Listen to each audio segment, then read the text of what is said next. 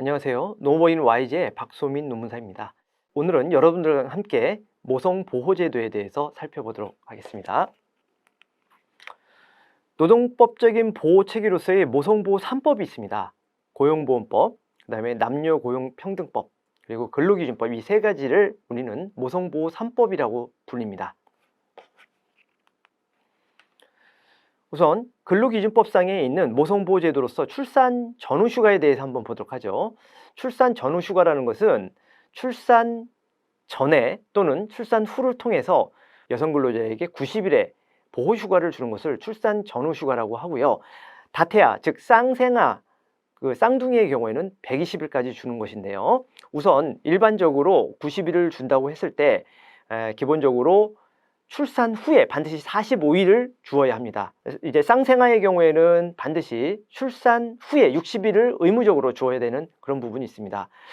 그래서 45일 이상을 의무적으로 줘야 된다는 얘기이기 때문에 출산 전에 뭐 30일을 주고 출산 후에 60일을 주는 것, 이런 것은 관계가 없겠죠. 쌍생아의 경우도 마찬가지입니다.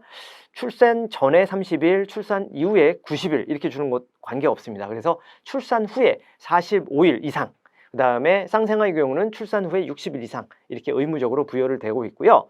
이러한 출산 전후 휴가는 기본적으로는 90일 중에서 최초 60일은 유급입니다. 그래서 회사에서 부여를 해줘야 된다는 부분이고, 쌍생아의 경우는 121분 중에서 75일을 유급으로 줘야 됩니다. 그럼 나머지 부분은 어떻게 받느냐? 출산 전후 휴가급여라는 것을 이제 고용보험법, 즉 국가에서 보전을 해주는데요.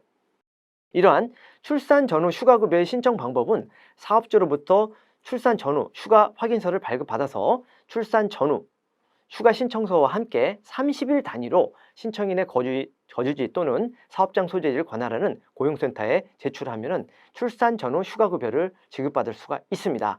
현재는 2023년 현재 출산 휴가급여의 상한액이 정해져 있는데 그것은 210만 원입니다. 이것도 참고적으로 알고 계시고요. 그리고 임신기간, 그 여성 근로자의 임신기간이 초반이면 조심해야 되잖아요. 그렇죠? 그 다음에 이제 그 출산에 임박해 갖고는 또 조심해야 되겠죠. 그래서 임신 기간에 근로 시간을 단축해 주는 제도도 있습니다. 즉 임신한 지 12주 이내, 그다음에 36주 이후에 역시 2시간을 단축해서 근로 시간을 갖다 종전의 8시간에서 6시간으로 이렇게 단축을 해주는 제도가 있어요. 이것을 임신 기간 근로 시간 단축 제도라고 얘기를 하고요. 이 단축된 시간에 대해서는 급여가 삭감되지 않습니다. 그리고 이렇게 뭐 근로시간 단축까지는 필요 없다라고 하면은 임신 기간 중에 출퇴근 시간을 변경하는 것도 가능해요. 근로시간을 유지하되. 그래서 임신 기간에 대해서 근로시간을 단축하거나 또는 변경하는 것이 가능하다. 이런 제도가 있다라는 것도 알아두셔야겠습니다. 그 다음에 남녀고용평등법상의 모성보호제도를 살펴보면 첫 번째 나오는 것이 배우자 출산휴가 및 난임치료휴가. 즉 배우자 출산휴가는 이제 여성 근로자가 출산을 했을 때 배우자가 이제 옆에서 좀 서포트하는 거죠. 좀 도와주기 위해서 같이 이제 그 휴가를 갖다 받아갖고 사용할 수 있는 부분인데, 우리 남녀고용평등법에서는 최대 10일을 갖다 부여를 하고 있습니다. 10일을 부여하고 있고요. 모두 유급으로 사용할 수가 있습니다. 유급이라는 얘기는 회사에서 급여가 빠지지 않는다는 얘기죠. 그리고 출산한 지 90일 이내에 청구를 해야 돼요. 그리고 이것은 한 번 나눠서 갈 수가 있습니다. 10일을 갖다 나눠서 갈 수가 있다는 얘기예요. 그래서 5일 이렇게 나눠서 갈 수가 있다는 얘기죠. 그리고 아직 이제 출산을 안 했는데 요즘 이제 불임이 많다 보니까 난임치료라고 해서 난임치료 휴가, 보호 휴가를 갖다 또 주고 있습니다. 그래서 이 난임치료 휴가 같은 경우에는 최대 3일을 주는데요. 하루는 유급이고 이틀은 무급으로 줍니다. 그래서 연간 3일 이내로 부여를 받고요. 이 배우자 출산 휴가라든지 난임 치료 휴가는 휴가일, 그 다음에 신청일 등을 기재해서 문서로 신청을 하면은 회사에 신청하면은 받을 수 있다는 것도 반드시 알아두시기 바랍니다. 자, 남녀고용평등법에서 가장 이제 중요한 제도라고 할 수 있는 것이 바로 이 육아휴직 제도예요. 육아휴직 제도는 대상이 임신 여성 근로자도 됩니다. 그럼 아까 뭐 출산 전후 휴가도 있는데 그거하고 별도예요. 그러니까 임신 중인 여성 근로자도 육아휴직을 갖다 당겨서 쓸 수가 있습니다. 그리고 전통적으로 지금 현재 만 8세 이하의 초등학교 2학년 학생이죠. 그런 자녀를 둔 여성 근로자에게도 역시 육아휴직을 갖다 부여합니다. 기간은 최대 1년간 사용할 수가 있습니다. 1년간. 횟수는 자녀 한 명당 1년이고요.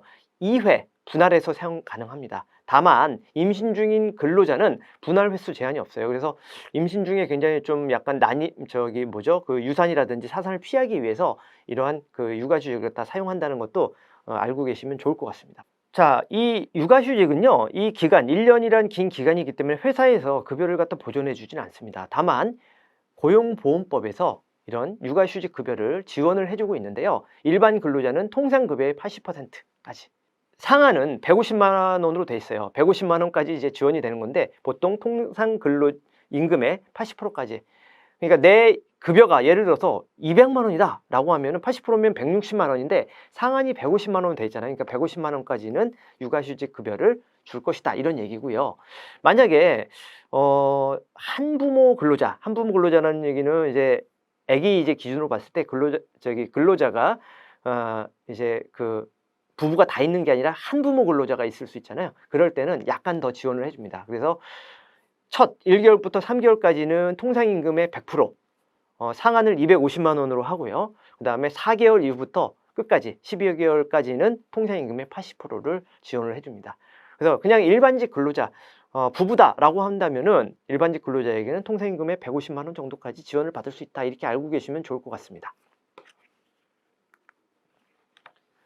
자, 모성보호 지원 기관으로서 가족센터라고 있어요. 가족센터는 여성 가족부 그 산하의 어떤 이제 센터인데 다양한 가족 지원 정책을 제안하고 실행하는 그런 기관입니다. 그래서 다양한 가족 지원 정책을 제안을 하고요.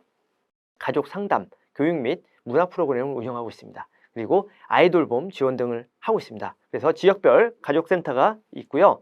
전화 상담은 참고적으로 1577-9337을 이용해 주시기 바랍니다. 자, 참고적으로 우리가 어떤 그 노동법상의 피해를 당했을 때 구제기관하고 관할이 있어요. 그래서 이 구제기관하고 관할도 조금 참고적으로 알아두시는 게 필요합니다. 예를 들어서 회사에서 임금체불이나 직장 내 괴롭힘이 있었다라고 하면은 이런 것은 그 회사 관할에 고용노동지청이 있습니다. 그 고용노동지청에 신고를 하시면 되겠습니다. 그리고 내가 예를 들어서 부당하게 해고를 당했다 또는 성희롱 등을 당했다 라고 한다면은 관할 지방노동위원회에 이제 신고를 하는 것이고요. 내가 회사에서 업무상 사고나 업무상 질병을 얻었다라고 하면은 역시 회사를 관할하는 근로복지공단에 보상 신청을 하는 것입니다. 각각의 사이트가 있으니까 홈페이지를 참고하시면은 더욱더 자세한 안내를 받으실 수가 있습니다. 자, 오늘은 여러분들과 함께 모성 보호제도에서 살펴봤습니다. 저는 다음 시간에 뵙도록 하죠.